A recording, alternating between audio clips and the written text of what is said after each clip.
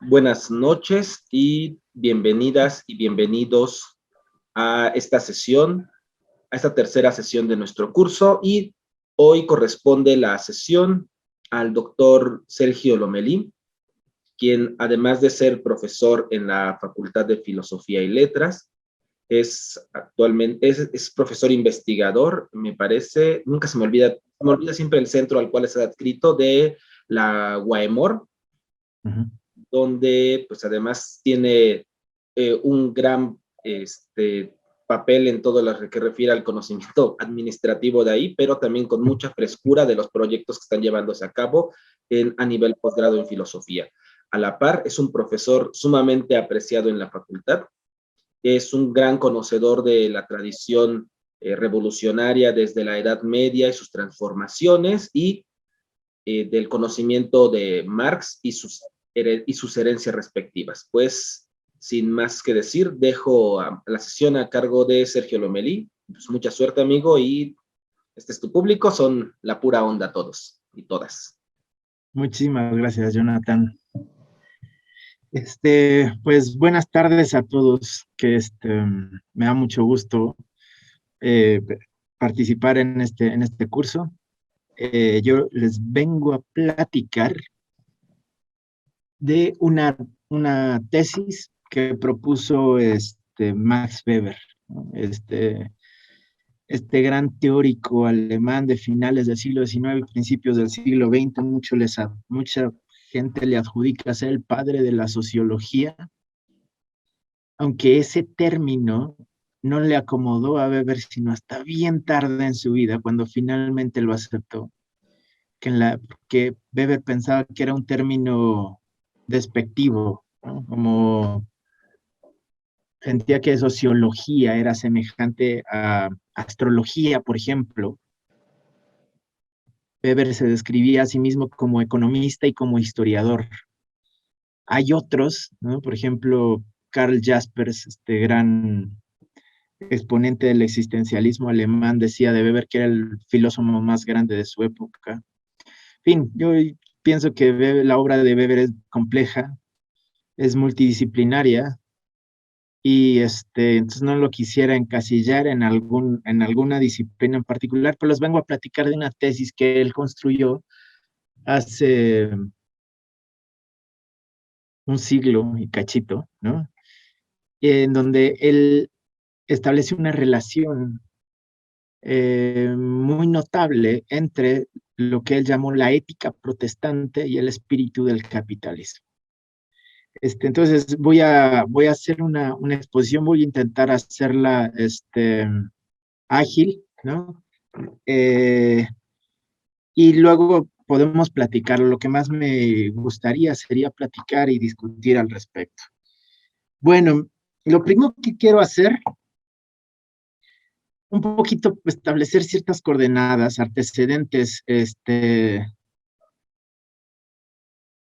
la obra que les vengo a contar. Bueno, ahora le digo obra porque canónicamente se publica como libro ahora, ¿no?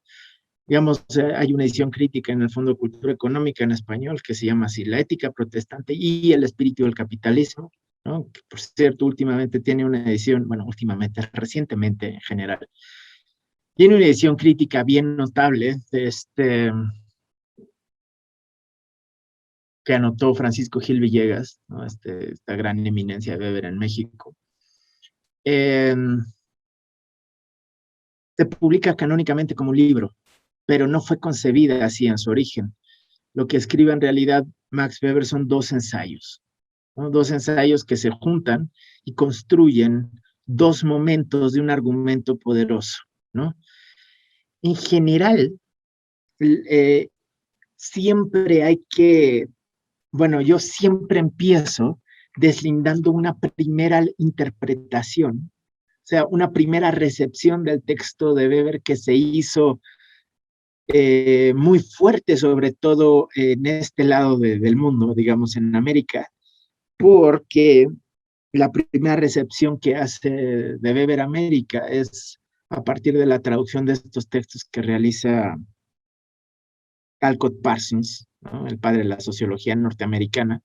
Traduce el texto weberiano al inglés Y Talcott Parsons propone que este texto plantea un origen genético distinto al que había planteado el materialismo histórico, que esta era la gran respuesta idealista de Max Weber al origen del capitalismo, como había sido expuesto desde el materialismo histórico, sobre todo en la obra de Karl Marx. Y entonces un poco era el gigante al que se iba a hacer la referencia para dar el debate teórico enfrentándose al materialismo histórico en torno a los orígenes del capitalismo. Yo no estoy de acuerdo para nada con esa lectura, para nada, para nada. Y entonces lo primero que quiero hacer es decirles, no es una tesis del origen genealógico del modo de producción capitalista. Para nada. Weber no tiene para nada esas intenciones, ¿no? Y me voy a explicarles por qué. Si ustedes revisan Economía y Sociedad, bueno, Economía y Sociedad es un tabique, bueno, más que un tabique, es un bloque, ¿no? O sea, no es un tabique, es un libro de este tamaño que no concibió Max Weber así, ¿no? Un poco se muere Max Weber y Weber había estado trabajando en su gran obra final, ¿no? Su testamento teórico que se iba a llamar la sociología comprensiva. Y había estado platicando al respecto con sus editores y así, y Marianne Weber, su compañera y cómplice intelectual, y los editores se ponen a revisar los papeles que deja Max Weber escritos, juntan, compilan todo lo que encuentran en su escritorio, le dan un cierto orden y nos lo presentan así como una obra unitaria que se llama Economía y Sociedad. Bueno, es un problema porque eso tampoco fue concebido así, ¿no? Es un problema de edición. Sin embargo, en ese texto hay muchos pasajes en donde Weber establece el origen histórico del modo de producción capitalista tan atrás como el siglo XIV, XV, XVI, que coincide con el proceso, por ejemplo, con el análisis que hace Marx en el capítulo 24 del Capital sobre el proceso de acumulación originaria.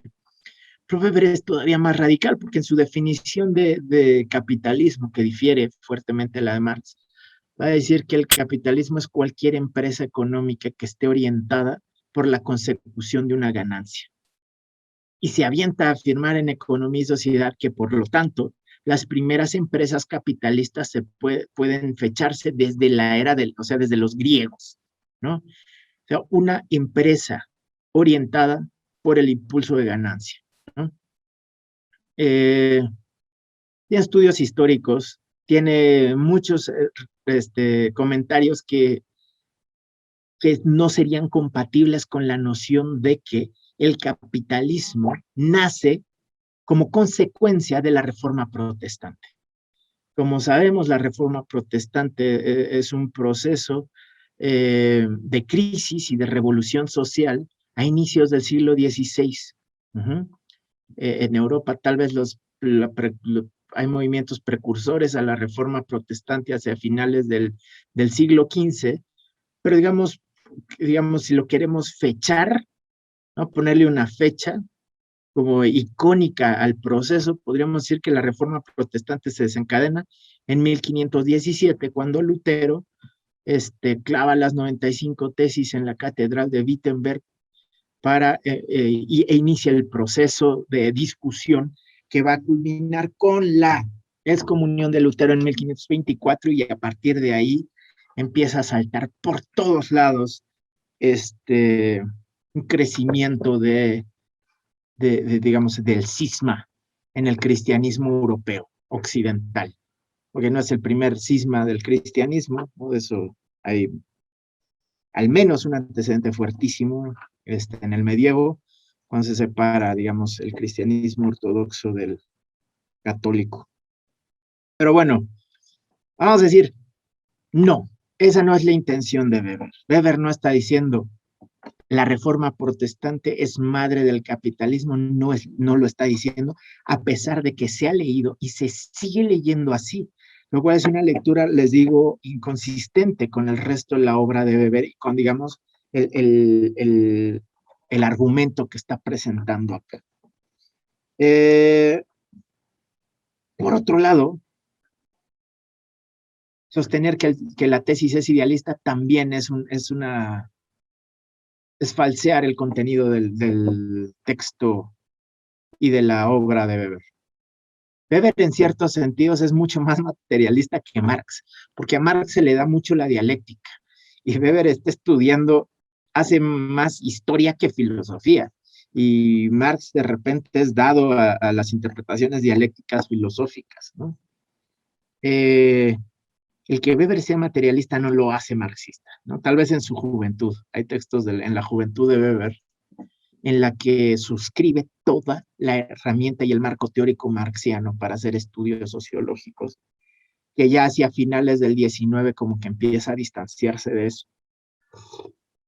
Entonces, no, ni es una tesis del origen religioso del capitalismo, ni es una tesis idealista. Lo que sí es una tesis compleja, o sea, vamos a decir, sería bien fácil decir el protestantismo nace de aquí o el espíritu capitalista nace de acá. No, eso no es lo que está diciendo Weber. Weber está diciendo, tenemos dos fenómenos, procesos históricos sociales que en su estudio y análisis revelan ciertas afinidades electivas. Esto es, digamos, lo dice explícitamente. ¿Y a qué se refiere con las famosas afinidades selectivas? Afinidades selectivas es el nombre, el título de una novela de Goethe.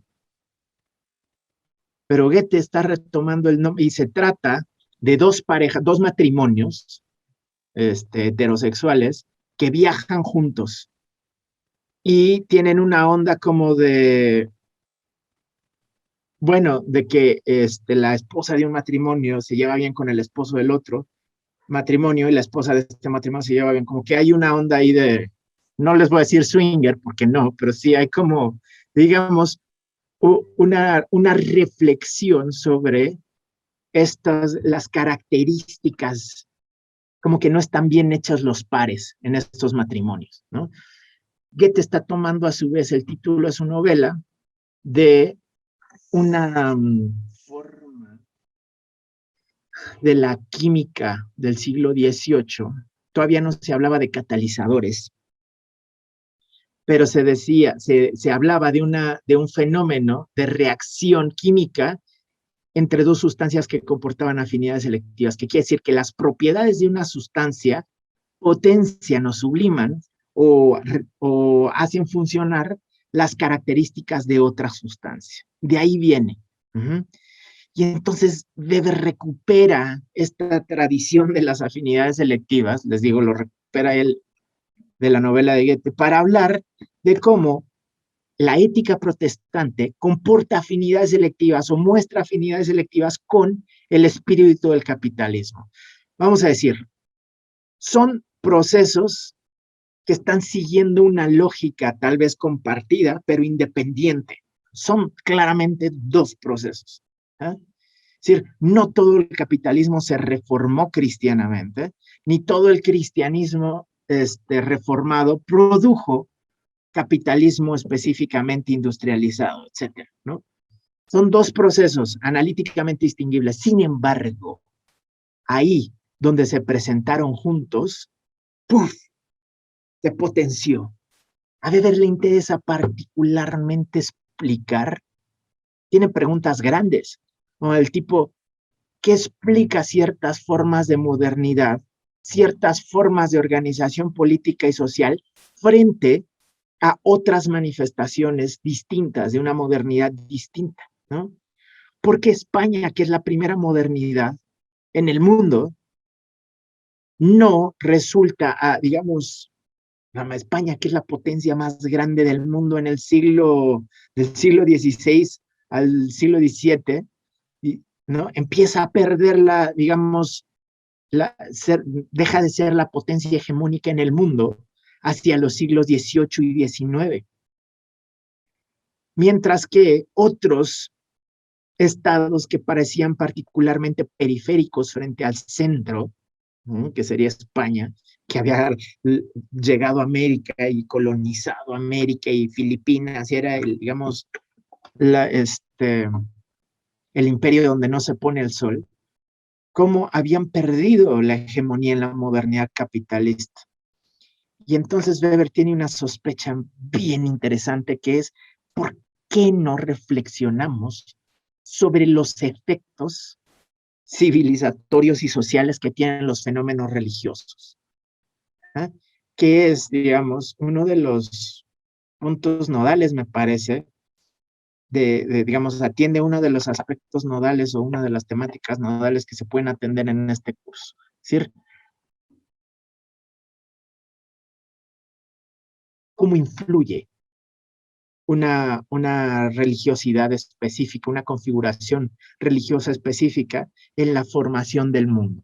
Uh-huh. Y entonces por eso se pone a estudiar la relación que hay entre ética protestante y espíritu del capitalismo. Además, una cosa más, Weber tiene amigos judíos en Alemania y Weber es bien liberal, y no es para nada un antisemita, ¿no? Weber va a defender a sus amigos judíos, o sea, tiene un amigo, un gran sociólogo que se llama Georg Simmel, ¿no? Y tiene otros amigos que están produciendo teoría que empiezan a establecer una relación, ya saben, de este antijudaísmo que empieza a transitar al antisemitismo a finales del siglo XIX, que quieren establecer la relación entre judaísmo y capitalismo, ¿no? En el sentido de, es que, no sé, los prejuicios antisemitas de la época, que se sorprenderían qué tan vigentes son en algunos espacios del mundo, sosteniendo que los judíos son avaros, ¿no? Porque desde el medievo se les asignó la tarea, no estaba prohibido en la Iglesia Católica la usura, pero las sociedades católicas permitían a los judíos hacer préstamo y cobrar intereses. Entonces, básicamente, a los judíos se les asigna el rol usurero, porque es una necesidad económica en la época, y luego se les tacha de avaros, ¿no? Entonces viene toda esta ruta antisemita. Entonces se publica un texto y ahorita realmente estoy intentando pensar quién es. Me parece que es Sombart, Werner Sombart, que es otro de estos sociólogos con los que está debatiendo Weber en la época, que establece esta,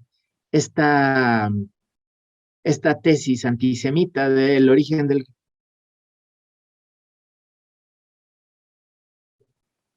Gracias, Libertad. Voy a echarle un ojo detenido.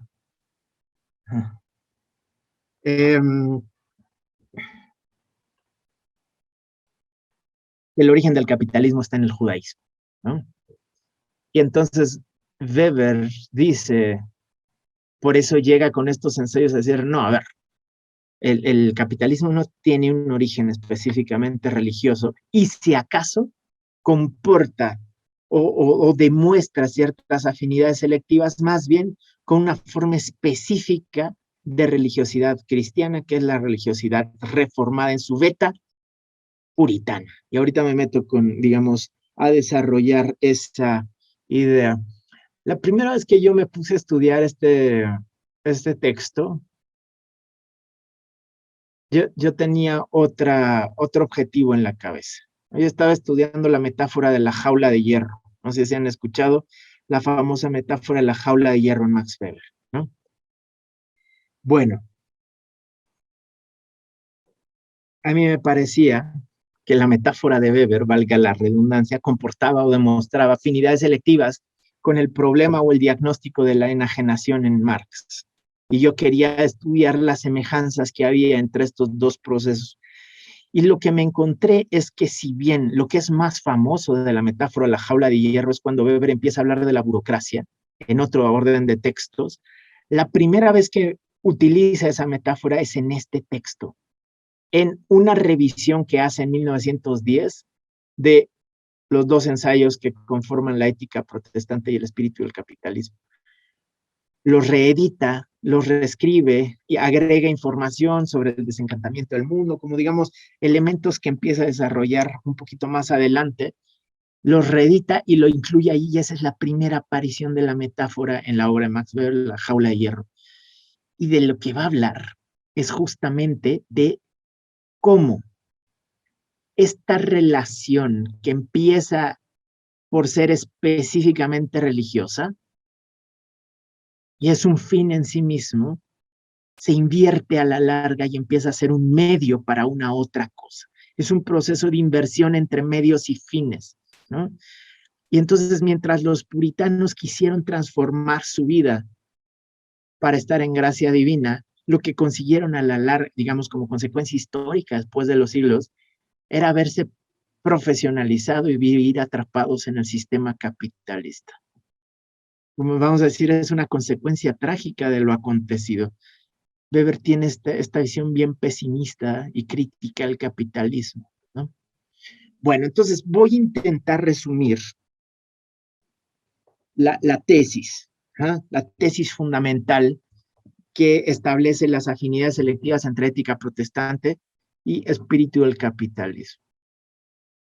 Entonces, el primer paso que hay que entender es la reforma luterana. Lutero, como ustedes saben, era este monje, fraile, ¿no? Fraile agustino, digamos, de Wittenberg, que está muy molesto con la corrupción de Roma, ¿no? Entonces, esto es, digamos, es sabido. En la época, esta papa es, híjole, es uno de los Medici.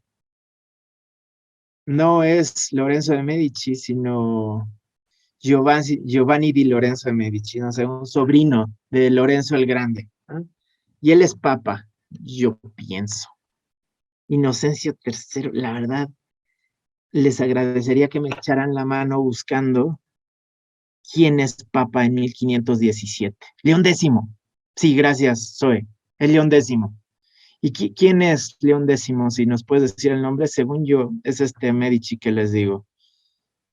De eso no me acuerdo, pero se lo busco. Gracias, mil gracias. Bueno, y trae una onda de que quiere, como yo lo tengo, ahorita tengo medio difuso el asunto, pero él quiere construir la capilla de San Pietro in Vincoli, ¿no?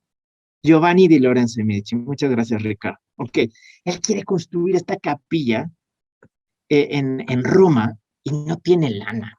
Y no solo no tiene lana, sino que el papado está endeudado hasta las cachas con una familia de banqueros que se llaman los Fogel, ¿no? Y entonces dicen, ¿cómo le hacemos? Pues vamos a vender indulgencias, ¿no? Esta venta de indulgencias que tan criticadísima, digamos, la mercantilización de lo sagrado más flagrante. Y a Alemania, a los territorios de Alemania, llegan, hagan de cuenta, yo me imagino como un stand de hochos, ¿no? De hot dogs afuera de las iglesias, se ponen al mismo tiempo los emisarios de Roma, del papado, junto con la casa Fogel, al mismo tiempo vendiendo indulgencias.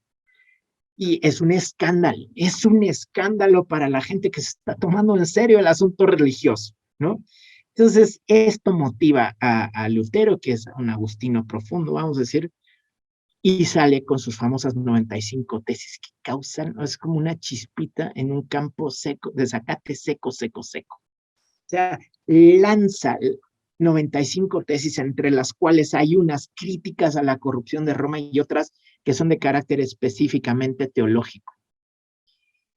Y en Wittenberg hay un equipo de teólogos pesados, o sea, estudiosos pesados, ¿no? Está uno muy famoso que se llama Melanchthon, no sé cómo se pronuncia, pero sí se escribe Melanchthon, ¿no? Que es un docto en pensamiento hebreo antiguo, ¿no? De hecho, lee hebreo, lee griego y latín. Tiene un texto maravilloso en el que hace un comentario a la política de Aristóteles, ¿no? Son académicos de altísimos vuelos, los de Wittenberg. Y entonces, como la reforma académica, ¿no? Se ha dicho por ahí una reforma medio pequeño burguesa, son clase medieros, ¿no? No son como los más radicales, pero Irse en contra de Roma en ese momento es súper radical. Lo que rescata Weber de este proceso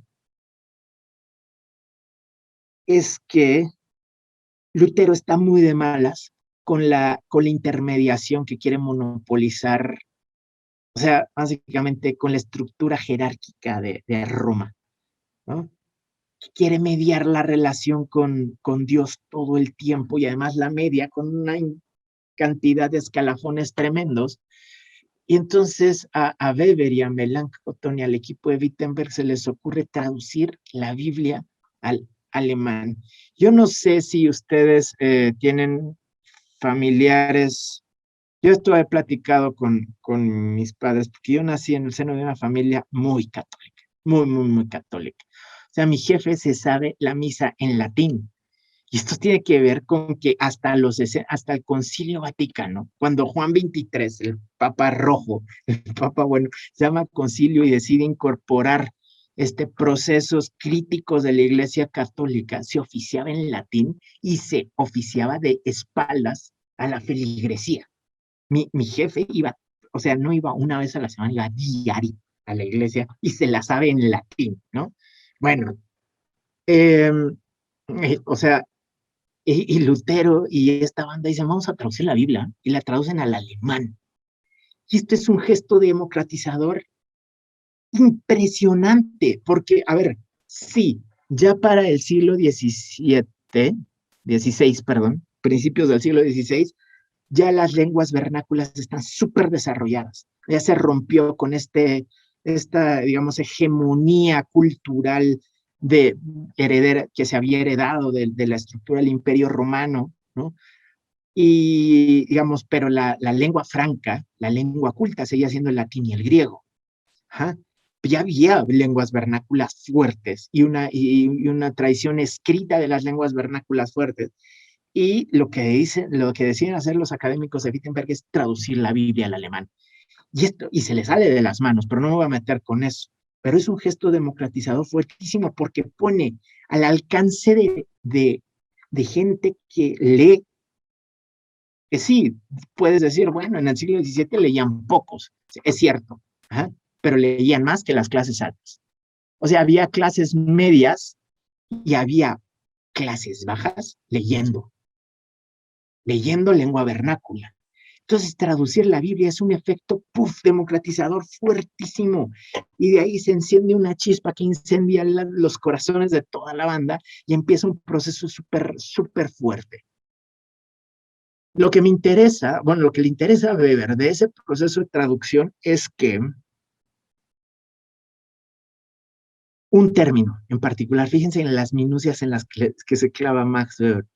A Weber le interesa que Lutero traduce bien extraño el término vocatio, el término latino vocatio, que en las lenguas romances se traduce con un dejo todavía religioso por la herencia latina, digamos, católica romana, vocación en español, decimos el llamado, ¿no? La vocación, el chiamamento, dicen en italiano, ¿no?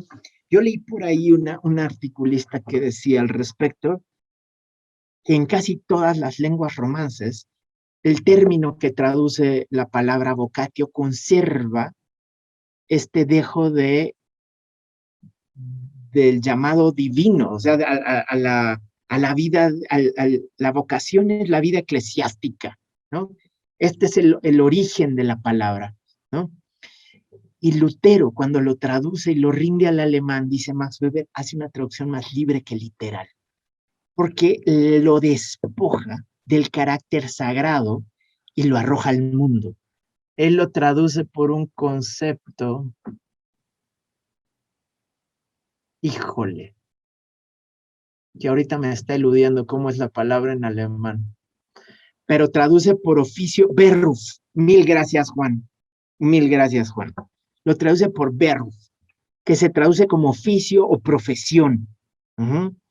Y entonces, fíjense, lo que antes era el llamado, o el que tenía el sentido, o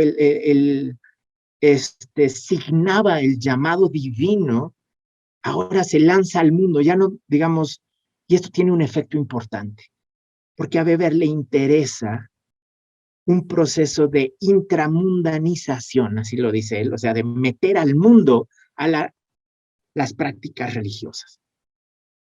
O sea, el primer pasito en la reforma protestante es la traducción luterana, en la que se arrebata la vocación de su sentido específicamente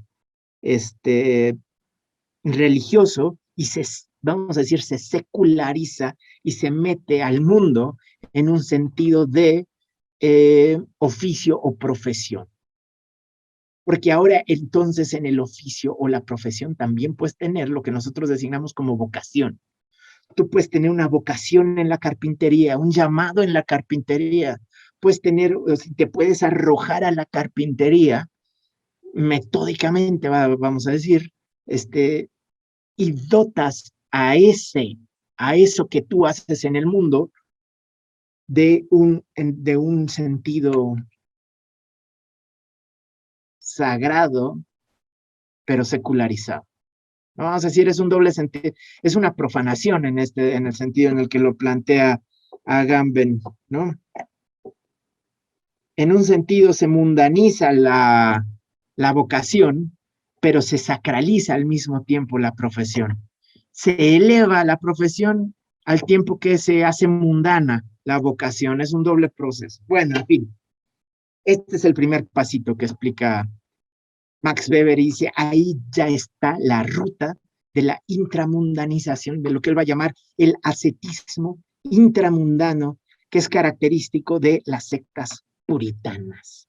Es el siguiente paso de análisis. Entonces, cuando llega al siguiente paso, Weber dice, vamos a ver, hay que entender una cosa.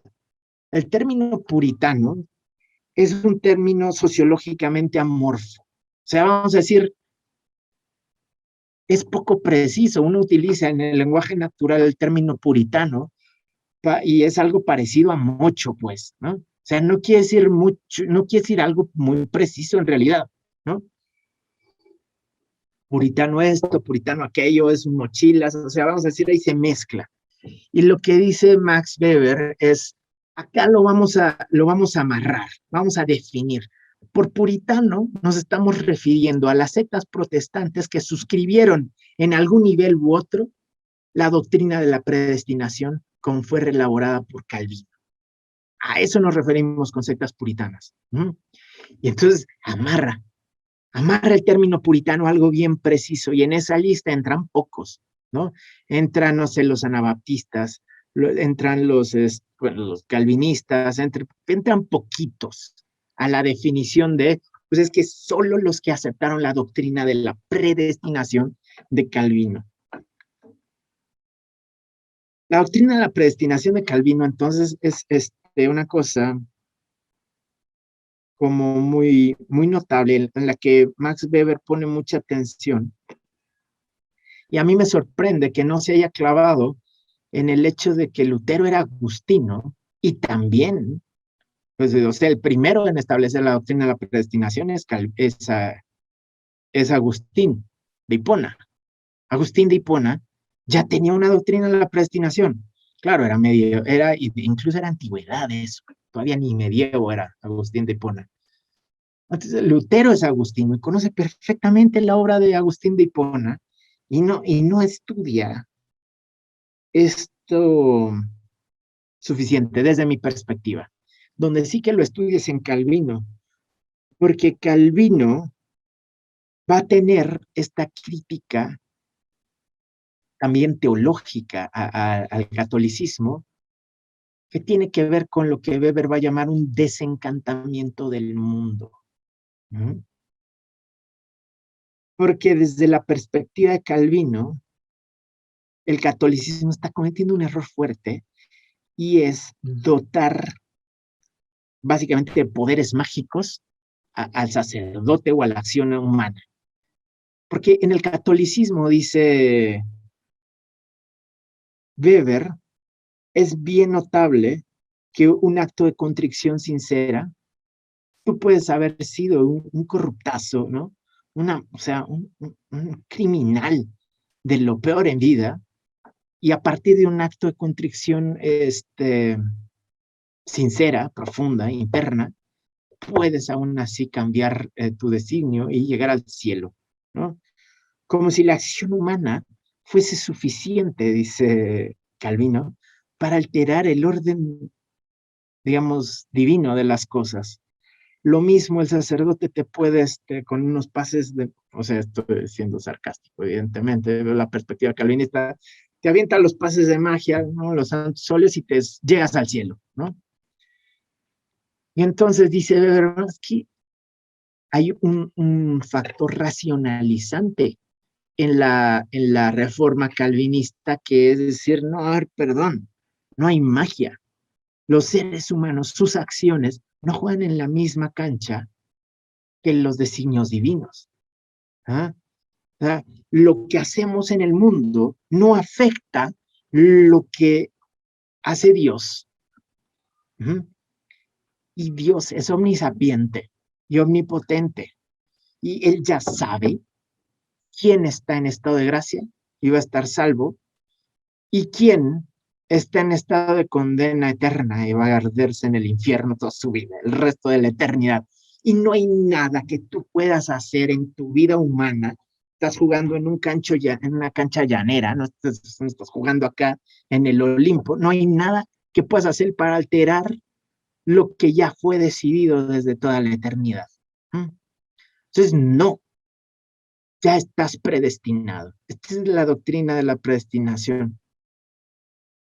Y en las sectas puritanas esto pega, o sea, es muy fuerte. Imagínense, o sea, es decir, vivir debajo de la creencia de la doctrina de la predestinación es algo que pesa, como dice Weber, es algo que pesa sobre los hombros de los creyentes, no sé, como como una cosa increíblemente difícil de lidiar, ¿no? Imagínate vivir en la convicción de que ya está decidido y no sabes, pero tu vida se rige con la certeza de que ya fue decidido, ¿no? Entonces te arrojas a la alabanza de Dios en todo lo que haces, esto unado digamos, a la profesión, a lo intramundano, hace que te arrojes a lo que haces. En lo que haces, te arrojas a la alabanza de Dios, porque ahí está tu vocación y lo haces metódica y sistemáticamente. Pero, dice Weber, genera una angustia insoportable. Genera una angustia insoportable. No sabes qué va a pasar, ¿no? En este sentido, el católico lo tiene muy fácil. No es que no opere la culpa como principio teológico en el catolicismo, ¿no? Pero tienes o sea, tienes un as bajo la manga. Siempre te puedes arrepentir de veras. Siempre te puedes arrepentir de veras y ya estás del otro lado, ¿no? Bien. Y entonces Weber se pone a estudiar, hace como una ruta de la doctrina de la predestinación, una historia, historiza la doctrina de la predestinación, que dice, bueno, porque sucede algo bien notable cuando se muere Calvino. ¿Ah? La doctrina de la predestinación se empieza a transformar un poquito, porque los herederos de Calvino, y aquí no sé si lo pone tan cínicamente como yo lo recuerdo, dice, los herederos de Calvino se da cuenta que ese rollo no vende bien. O sea, imagínense la angustia de no saber si estás en esta desgracia o te vas a quemar en el fuego eterno. Y para ti ambas cosas son realidades. ¿Eh? Y entonces los herederos de Calvino empiezan a matizar la doctrina de la predestinación a partir de la noción de la verbo, de la profesión. Y dicen, bueno, a ver, generan un ascetismo intramundano. Ya no es el ascetismo de huir del mundo en la vida monacal a través de la vocación, sino es un ascetismo de meterte al mundo intramundano en este sentido. Te arrojas a alabar a Dios y entregar tu vida a la gloria de Dios en cada segundo de tu vida en tu profesión, en tu verbo, que es lo que en la Biblia se llama, decía vocatio, ¿no? Y te arrojas a eso. Y cada segundo de tu vida lo inviertes en eso, por la gracia y la gloria de Dios. Y cada centavo que ganas no lo derrochas, no lo gastas, no lo tiras, lo guardas. Porque tampoco se trata de ser un hedonista y gastar y despilfarrar dinero, más bien lo guardas para la gloria de Dios. Y si tú haces eso, dicen en este retoque que se le hace a la doctrina de la predestinación, entonces Dios en su infinita gracia y misericordia te va a mandar señales. Te va a mandar señales para aliviar la angustia de si estás en estado de gracia o no. Y las señales que te manda son específicamente económicas. Te empieza a ir bien. Ya, ahí está el crossover, ¿no? Como decimos, ¿no? Ahí está el crossover para llegar al espíritu del capitalismo. Cuando tú juntas el ascetismo intramundano con la modificación de la doctrina de la predestinación, entonces puenteas, porque ahora tienes una motivación tangente, o sea, que puede ser clara para ti.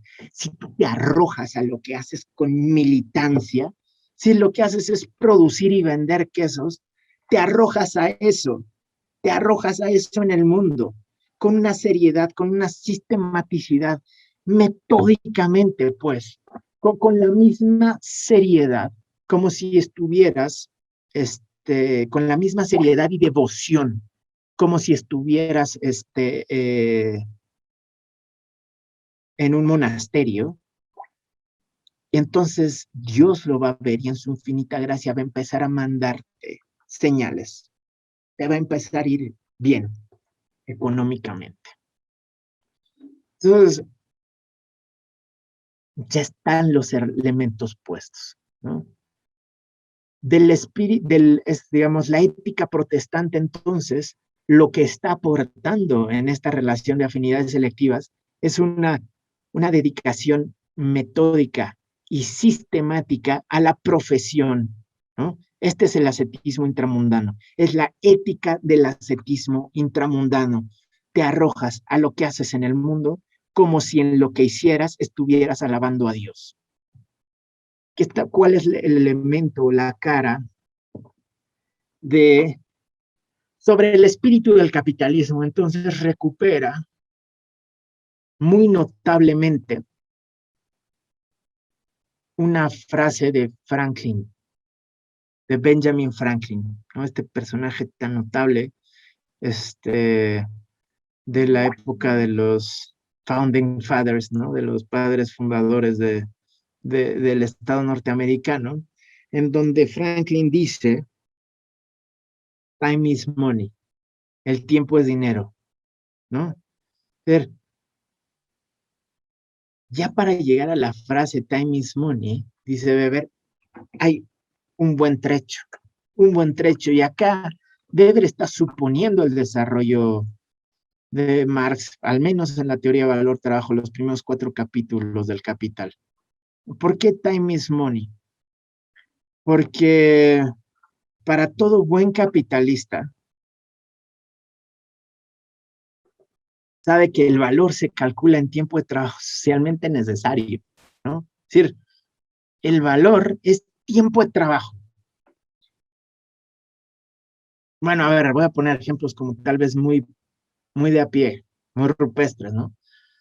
Pero cualquier persona que ha transitado por el mundo corporativo,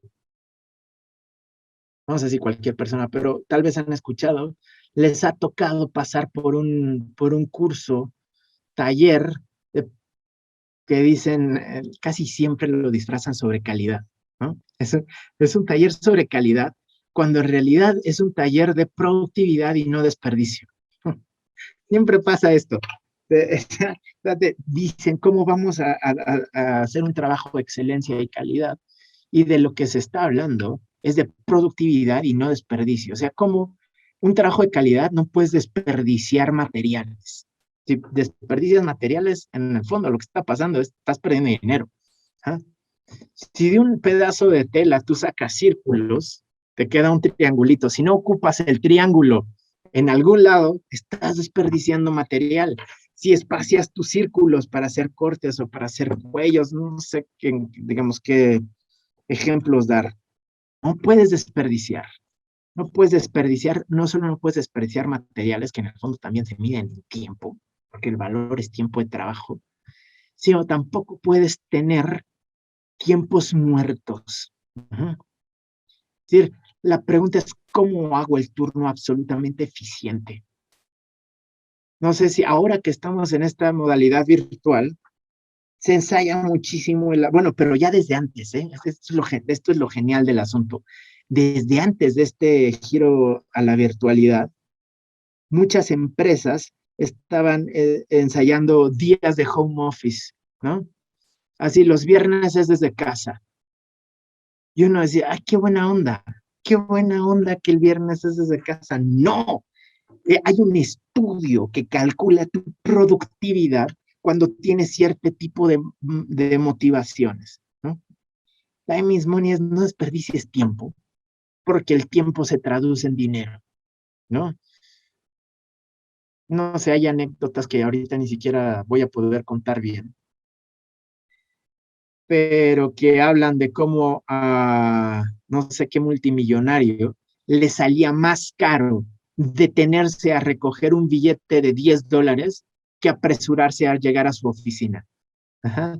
Porque en los 20 segundos que se iba a tardar en recoger un billete de $10, ahí voy, Jaime, ahorita atiendo la pregunta que estás planteando ahí. Ahí voy, ahí voy. Porque el tiempo que se tarda en recoger un billete de $10,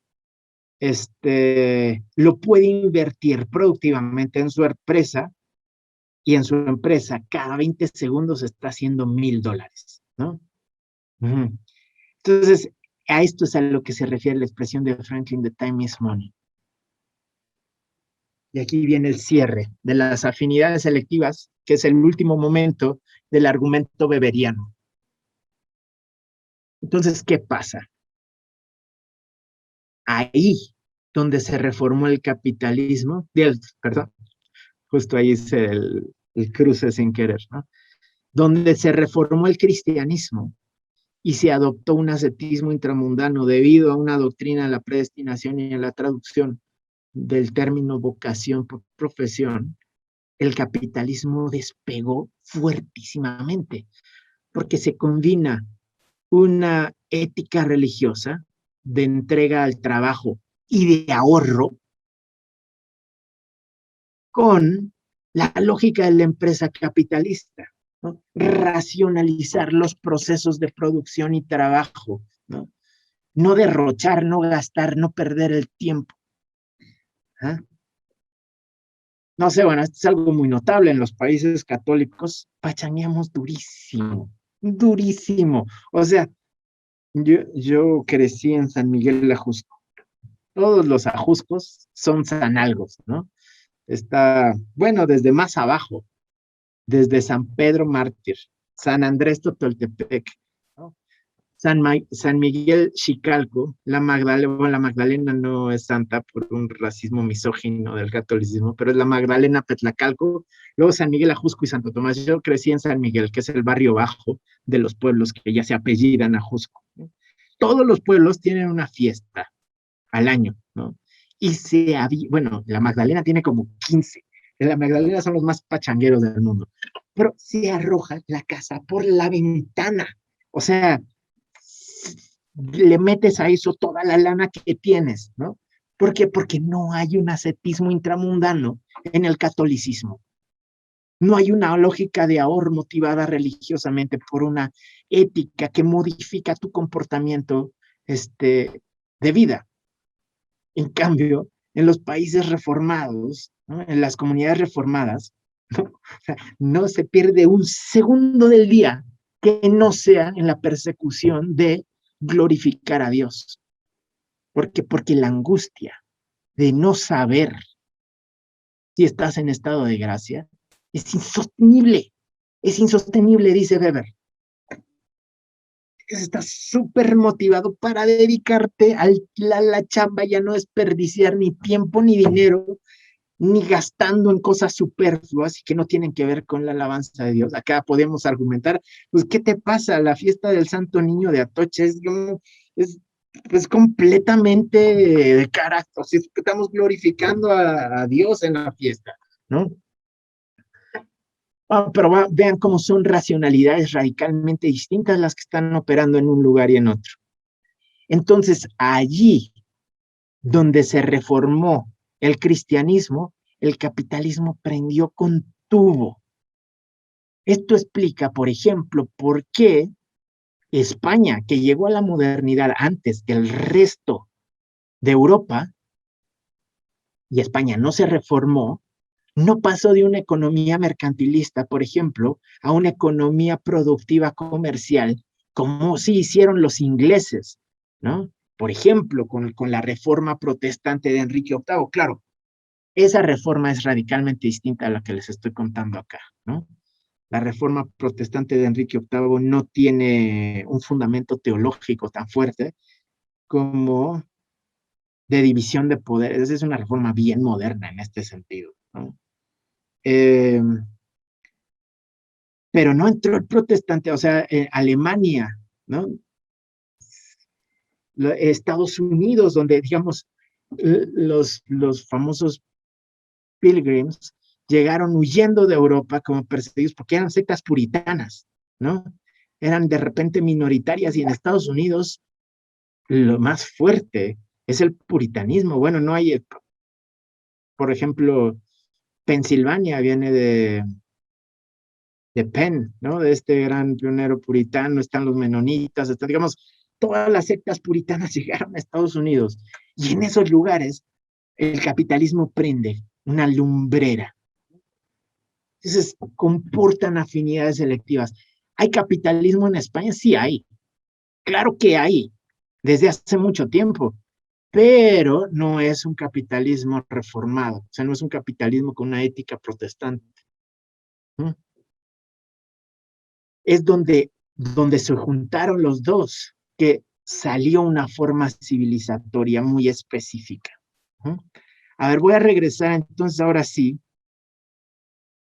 a esta pregunta que hacía Jaime. Dice en el chat, eso significa que hay una relación directa entre la riqueza de países protestantes que ven el trabajo como medio de salvación y la pobreza de países católicos, quienes ven en la misma pobreza como virtud. No sé si podamos hacer esa afirmación tan pronto, porque digamos, la pobreza es constitutiva del modo de producción capitalista, ¿no? La pobreza no es específica del catolicismo, vamos a decir. Es específica de todo el modo de producción capitalista, ¿no? Hay países reformados que desplazaron su pobreza a la periferia, ¿no? Por ejemplo, Estados Unidos es un país esclavista, ¿no? Muy puritano, pero esclavista. Y desplazó la pobreza y todavía segrega hoy por hoy racialmente de forma fuertísima, ¿no?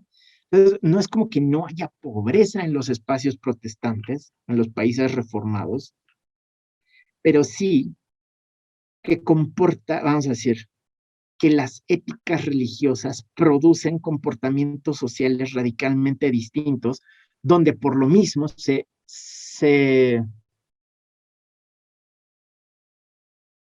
digamos, la pobreza significa cosas distintas, ¿no? Se produce bajo cosmovisiones distintas, se reproduce bajo cosmovisiones distintas y también por esto se reproduce diferenciadamente. Ok, digamos, yo ya terminé de exponer la tesis general que les quería comentar.